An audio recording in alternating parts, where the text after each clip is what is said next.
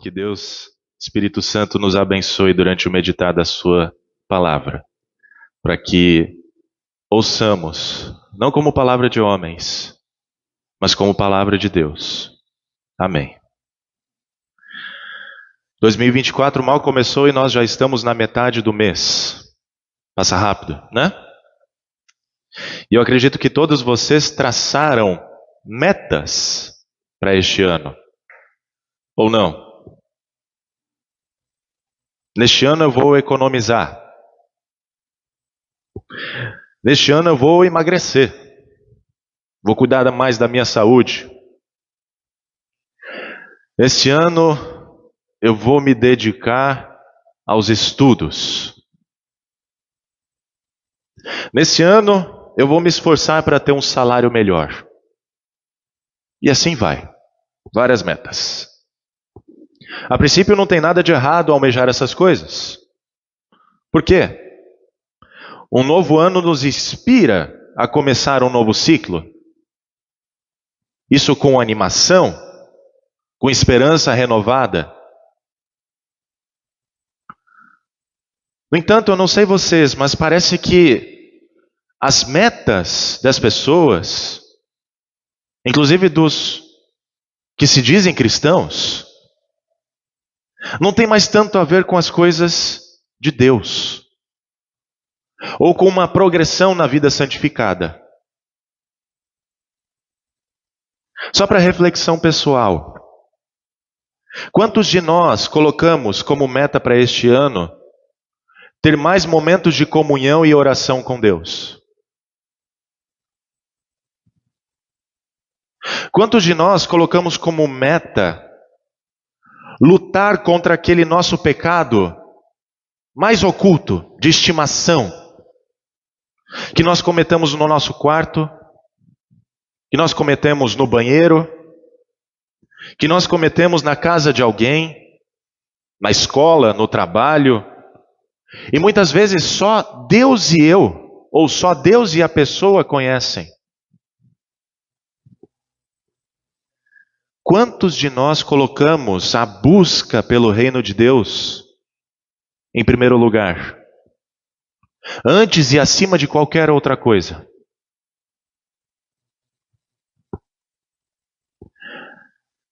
Talvez por causa do medo de serem taxados de legalistas, muitos pastores e líderes deixam de pregar sobre a lei ao povo de Deus da maneira como ela deve ser pregada, com todo rigor.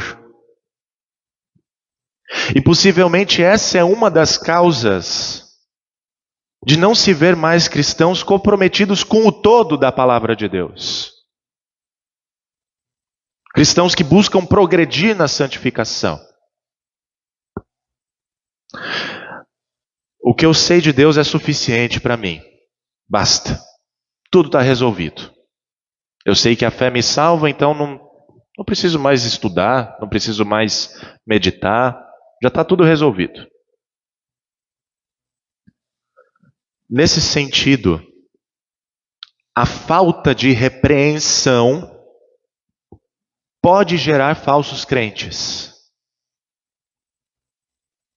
que não vem mais na Escritura uma fonte de norma e vida, mas algo supérfluo, algo insignificante para o dia a dia. Na leitura que nós fizemos hoje do primeiro livro de Samuel, nós vemos o Senhor chamando aquele menino pelo nome. Confuso, ele achava que era o sacerdote Eli que o chamava. Mas depois da terceira vez, Eli entendeu que era o Senhor que estava chamando aquele menino e instruiu: se alguém o chamar, diga, fala, Senhor, pois o teu servo ouve. E o que o Senhor tinha a falar para o menino Samuel? Eram palavras consoladoras? Não. Não era nada consolador. Tinha a ver com o pecado dos sacerdotes Hofni e Finéias,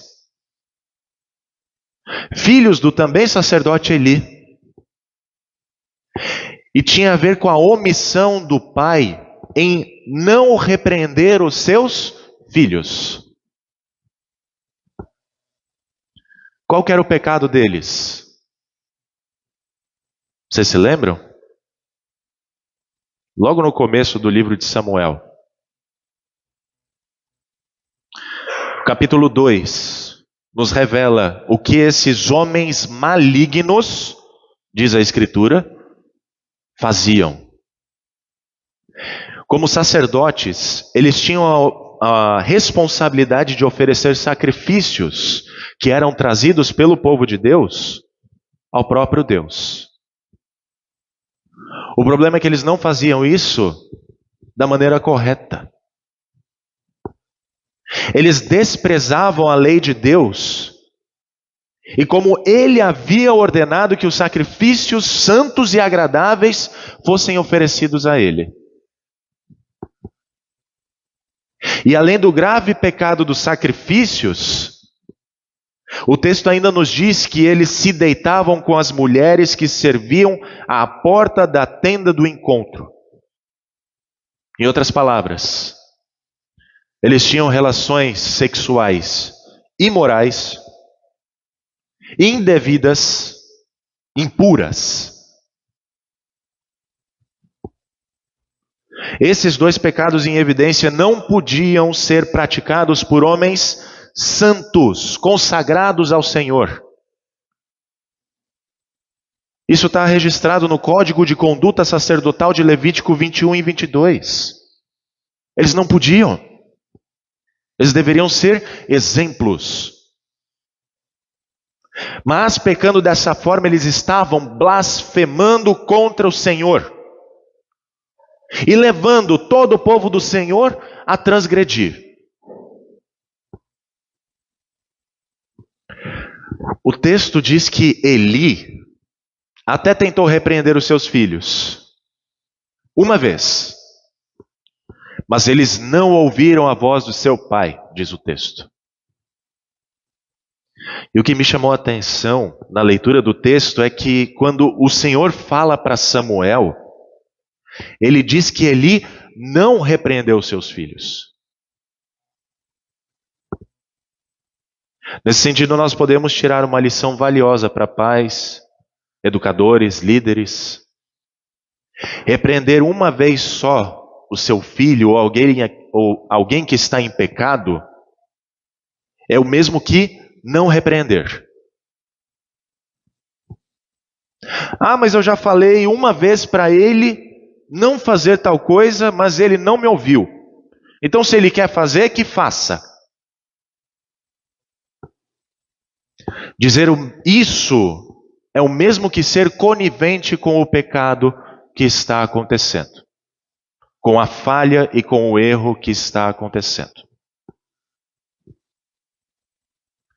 Muitas vezes não vai ser suficiente repreender uma vez só, mas várias e várias vezes até que a pessoa compreenda que está errada. É necessário mostrar a ela o caminho que deve ser seguido, que agrada ao Senhor.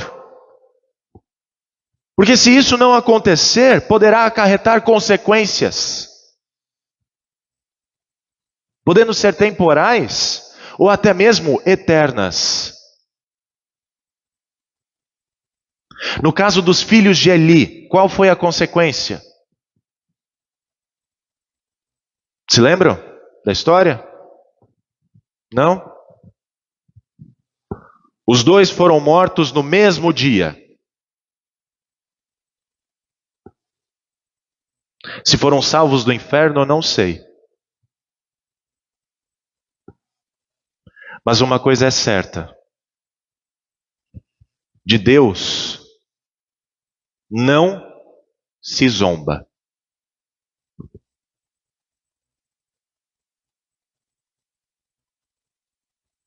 De Deus não se zomba, porque Ele sonda os nossos pensamentos. Ele sonda mentes e corações. Ele nos conhece. De longe conhece os meus pensamentos, diz o salmista. A palavra ainda nem chegou à minha língua e o Senhor já conhece toda. Para onde fugirei? Se subo aos céus, lá está Deus. Se faço a minha cama no mais profundo abismo, lá está também. Se eu estou debaixo de uma figueira como Natanael, o Senhor me vê. Não há como fugir do santo Deus. Não há como se esconder como Adão e Eva tentaram no jardim. Não adianta fingir que os nossos pecados não importam. Que as nossas falhas são coisas ínfimas. Porque importam e muito para Deus. Tiago vai dizer que qualquer tropeço na lei de Deus nos torna culpados e transgressores de toda a lei. E Paulo vai dizer que toda a Escritura é inspirada por Deus e útil para ensino, repreensão, correção e instrução na justiça, na vontade de Deus. Como é que está a nossa luta contra o pecado em 2024? Nós já começamos a fazer ou vamos esperar até o carnaval passar? E aquele nosso pecado mais íntimo? Nós estamos pedindo forças ao Senhor para lutarmos contra ele?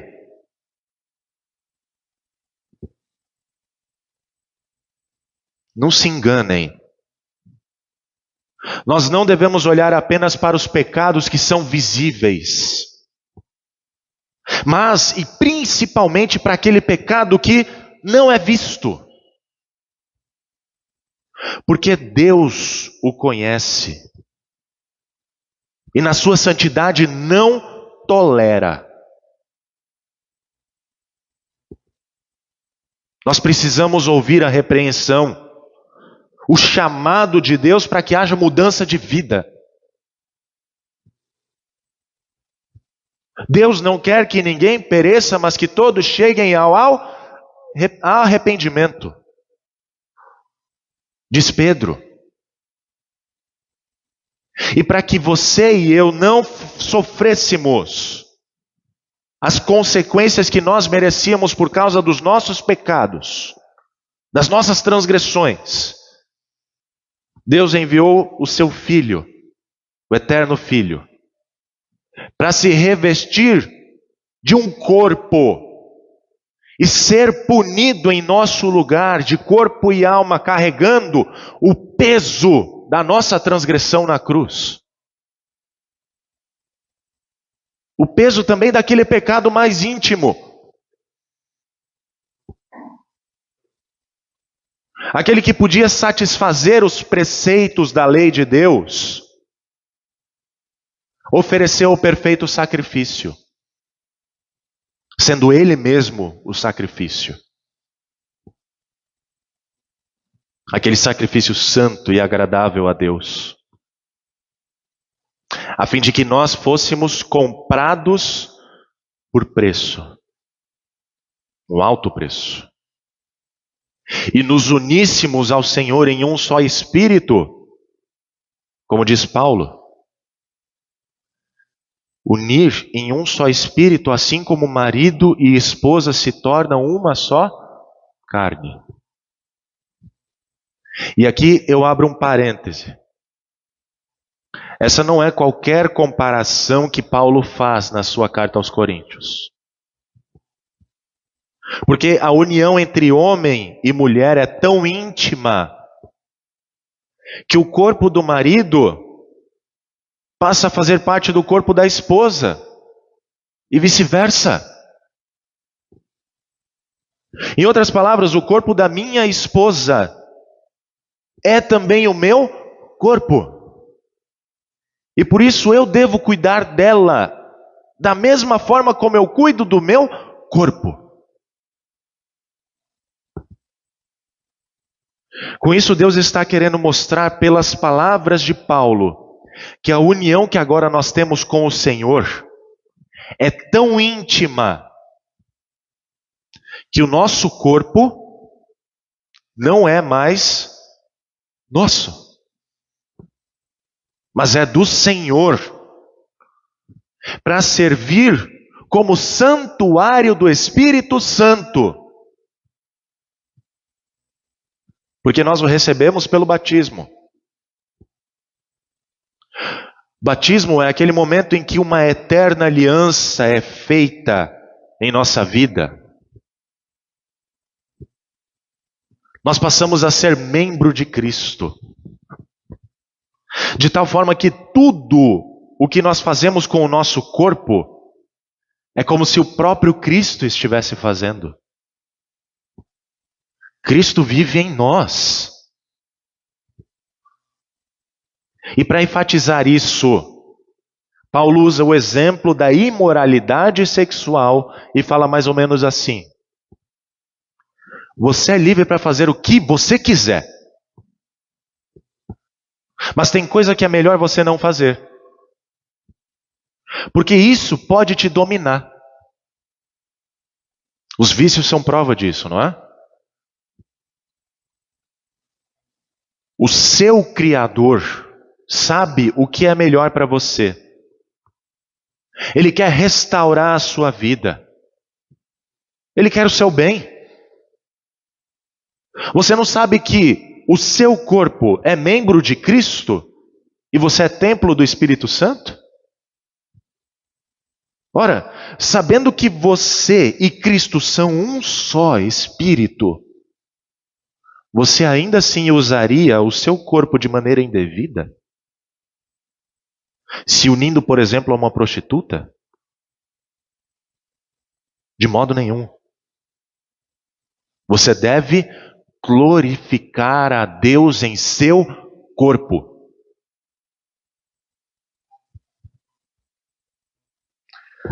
Amados, como a cerimônia do casamento marca o início de uma vida inteira ao lado do cônjuge, sendo uma só carne, assim também o batismo marca o início de uma vida inteira com Deus, em um só Espírito. O nosso corpo agora pertence ao Senhor, que nos criou, que nos salvou em Cristo, que nos santifica a cada dia com a presença do Espírito Santo em nós, a fim de que nós glorifiquemos a Deus também em nosso corpo. Nessa aliança com Deus, firmada com o sangue de Jesus, Deus prometeu ser fiel a nós e nos amar para sempre. Mas para que essa união seja duradoura, nós também precisamos ser fiéis a Deus, alimentando essa relação, redescobrindo, recomeçando, desfrutando essa união. Se o casal não cuidar um do outro no casamento, uma hora a relação vai esfriar, não é? E o que pode acontecer? Causar um divórcio. O mesmo acontece na nossa relação com Deus. A diferença é que Ele está sempre disposto a nos amar. Mas diariamente, a gente acaba deixando o Senhor. Deixa Ele de lado. A gente segue os nossos próprios desejos. A gente segue as nossas próprias convicções. A gente quer se satisfazer por conta própria. Nós queremos criar as nossas próprias regras. E dessa forma nós traímos a quem? A Deus.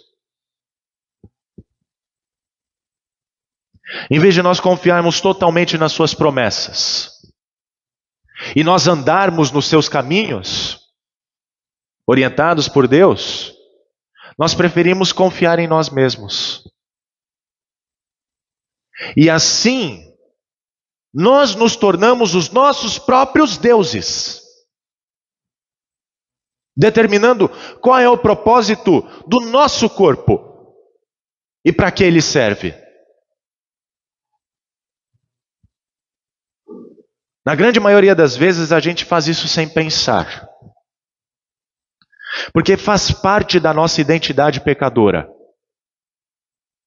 E Deus sabe que mesmo que nós estejamos unidos a Ele pelo batismo, e nós tenhamos uma nova identidade em Cristo, nós ainda seremos pecadores enquanto vivermos neste mundo.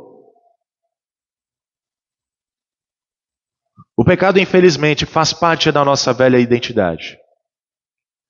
E vai nos acompanhar enquanto nós estivermos aqui, neste mundo. É como se fosse a nossa marca de identidade, a nossa marca de nascença. E é por isso que Deus está sempre disposto a nos amar e nos perdoar. Mas não só isso. Deus nos tornou um só Espírito com Cristo e fez de nós morada do Espírito Santo, a fim de nos ajudar na luta diária contra o pecado. E isso envolve os nossos pensamentos, envolve a forma como falamos, envolve a forma como agimos ou como deixamos de agir. Pelo fato de Deus habitar em nós, nós sabemos que todas as coisas nos são lícitas, são permitidas, mas nem tudo convém. Porque nem tudo faz parte do propósito de Deus para o nosso corpo e para a nossa vida. Lembremos-nos que não fomos nós que nos criamos. E por isso, não somos nós quem ditamos a regra. Meu corpo, minhas regras, é o que o diabo quer que as pessoas repitam. Mas o que Deus quer que nós anunciemos é que o meu corpo pertence àquele que me criou, pertence àquele que me salvou, pertence àquele que me santifica. Portanto, as regras são dele.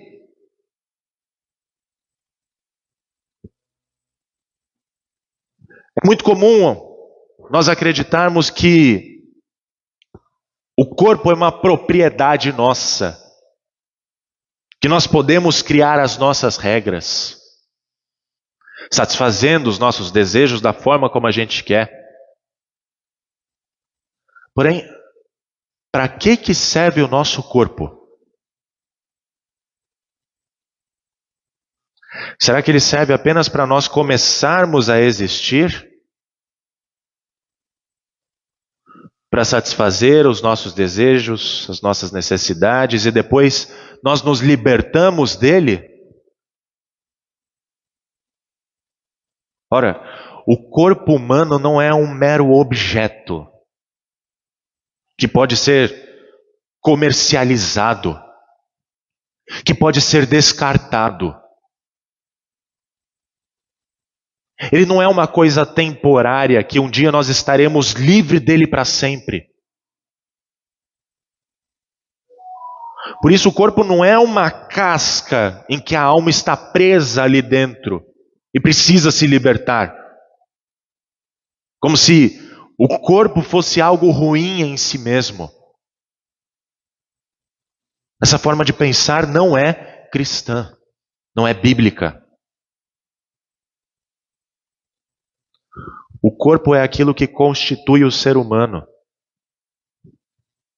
Faz parte da integralidade e da unidade do ser humano. Nesse sentido, nós não apenas temos um corpo, mas nós somos corpo. Porque nenhum ser humano existe sem um corpo. Não neste mundo. Não é só a alma ou o espírito que tem valor para Deus. Mas o corpo também tem valor. Não foi à toa que o Filho de Deus se encarnou. Ele o fez para assumir as consequências dos nossos pecados no seu corpo, para nos restaurar, para restaurar o nosso corpo por meio da sua morte e ressurreição. Nós lemos hoje: Deus ressuscitou o Senhor e também nos ressuscitará pelo seu poder. Por isso é importante lembrar que não existe Mateus, em sua essência, sem um corpo. Só existe Mateus, porque eu sou corpo e alma. E assim eu posso expressar de maneira visível a minha individualidade, a minha personalidade, a minha identidade. Por ser a expressão visível do eu, o nosso corpo carrega uma história,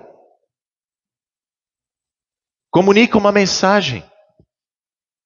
Ele marca a nossa presença neste mundo.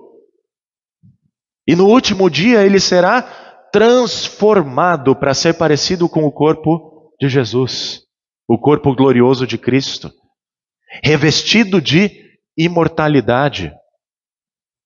Afinal, a ressurreição de Cristo não está relacionada apenas à salvação da nossa alma, mas também do corpo. A salvação de Cristo é para o ser humano completo, em sua unidade, assim como Deus o criou no princípio. Por isso, o corpo não é algo temporário, que existe apenas enquanto estivermos aqui neste mundo e depois desaparecerá. Nós também não seremos espíritos desencarnados vagando por aí, por toda a eternidade. Mas a nossa existência será de corpo e alma para sempre. Uns ao lado do Senhor, aqueles que creram. Outros afastados do Senhor. Pensando nisso, será que não é necessário retomar o valor do corpo como aquilo que traz sentido para a nossa existência? E como aquilo que constitui a nossa essência? Será que a gente não deve cuidar um pouco mais do nosso corpo? Para quem serve o corpo? Paulo responde: para glorificar a Deus. Quando nós olhamos para a complexidade do nosso corpo, nós percebemos que cada órgão está ligado ao outro. Todos os sistemas do corpo estão interligados para nos manterem vivos. Se isso não é obra do Criador, eu não sei o que mais é. Não tem a mínima chance de nós sermos frutos do acaso. E se nós existimos, é porque o Criador pensou em cada aspecto do nosso corpo. Além disso, por nós pertencermos a esse Criador desde o batismo, nós agora temos consciência de que Ele nos conhece antes mesmo de nós o conhecermos. E justamente por nos conhecer tão intimamente, o Filho de Deus quis ser o nosso substituto naquela punição divina, a fim de, como diz o salmista, nos cercar por todos os lados com a sua mão. A mesma mão que foi pregada na cruz, para nós sermos protegidos da ira de Deus, para nós sermos acolhidos pelo nome. O sacrifício de Cristo foi aceito por Deus. E Deus o ressuscitou para também nós sermos ressuscitados pelo seu poder. E isso sem a marca de nascença do pecado. Tal conhecimento é maravilhoso demais para mim, vai dizer o salmista. É tão elevado que eu não posso atingir, mas apenas afirmar como Natanael.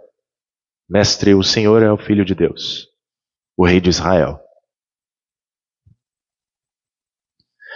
Para que esse poder da ressurreição já nos envolvesse agora, Deus nos enche com o seu Espírito Santo. Para sermos morada de Deus. Para progredirmos cada vez mais na santificação. Fugindo das impurezas. Fugindo daquilo que é imoral. Daquilo que nos domina. Nesse sentido, meus queridos, é muito mais fácil fugir de um pecado do que fugir de Deus. É melhor sofrer por um pouco de tempo lutando contra a carne, confiando em Cristo Jesus, do que se entregar aos prazeres, se entregar às tentações e sofrer por toda a eternidade no fogo do inferno. Ah, mas não tem problema pecar de vez em quando. No final das contas é só pedir perdão para Deus que Ele nos perdoa. Quem nunca pensou isso? Que atire a primeira pedra.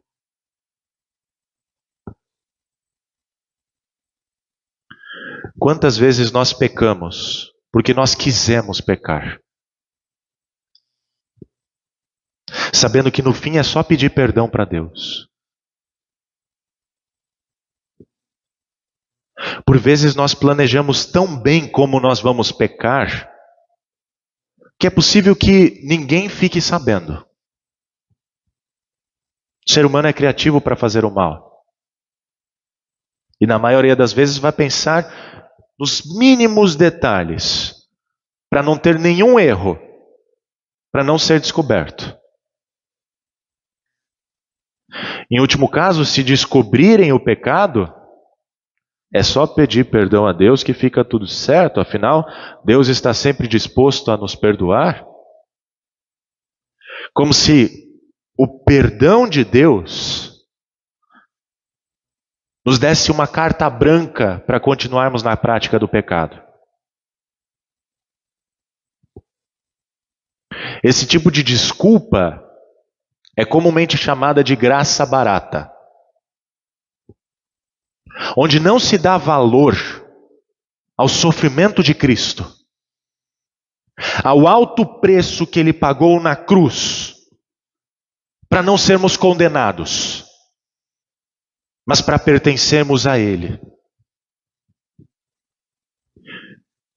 E não há um desejo de ser o seu discípulo, de segui-lo, de carregar a cruz, de querer imitá-lo na vida diária. Para ilustrar esse pensamento da graça barata, eu vou trazer duas ilustrações e eu já me encaminho para o final da mensagem.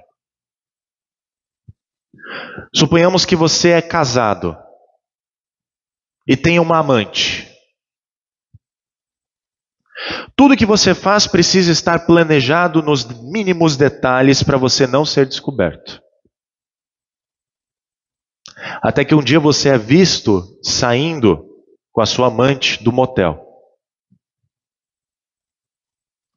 O que você faria numa situação dessa?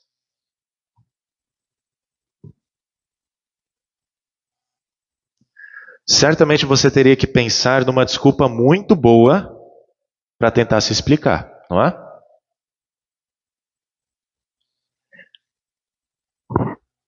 Agora tentem imaginar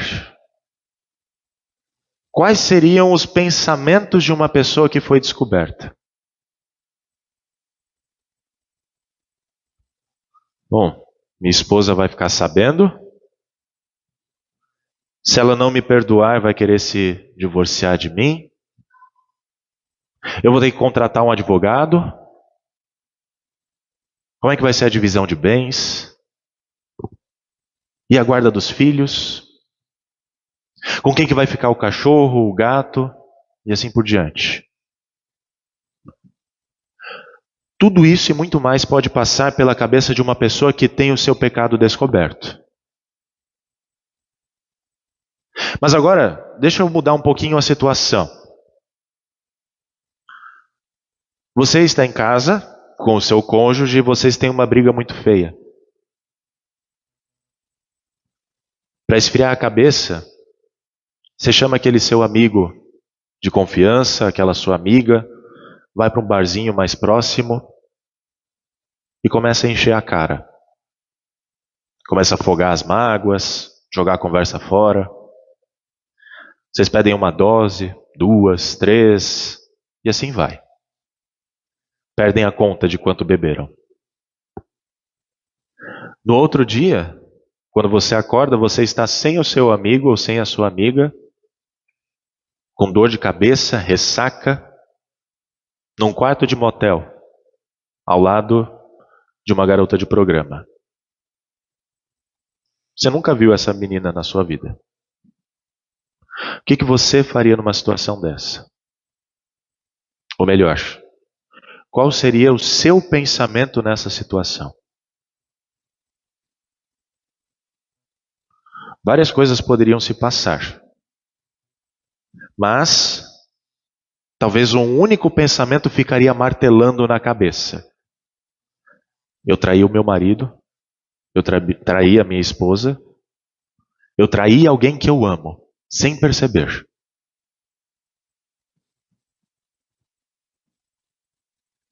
Quando nós estamos unidos a Cristo, pelo batismo, e nós recebemos o Espírito Santo, como é que nós nos comportamos quando nós transgredimos um mandamento de Deus?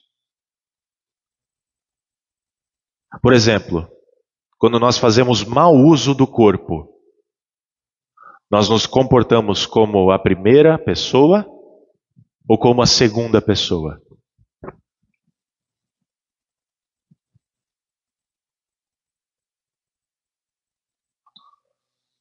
Se de fato nós amamos a Deus e nós estamos dispostos a viver de acordo com o seu propósito para a nossa vida, eu acredito que o nosso pensamento deveria ser como o do segundo caso. Eu pequei contra Deus.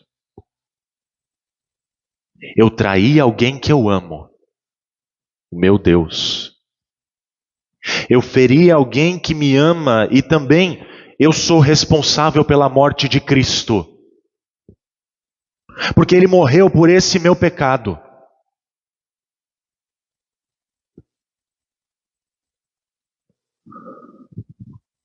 Ao ouvir isso, não tem outra coisa senão dizer que hoje é tempo de nós ouvirmos a repreensão do Senhor.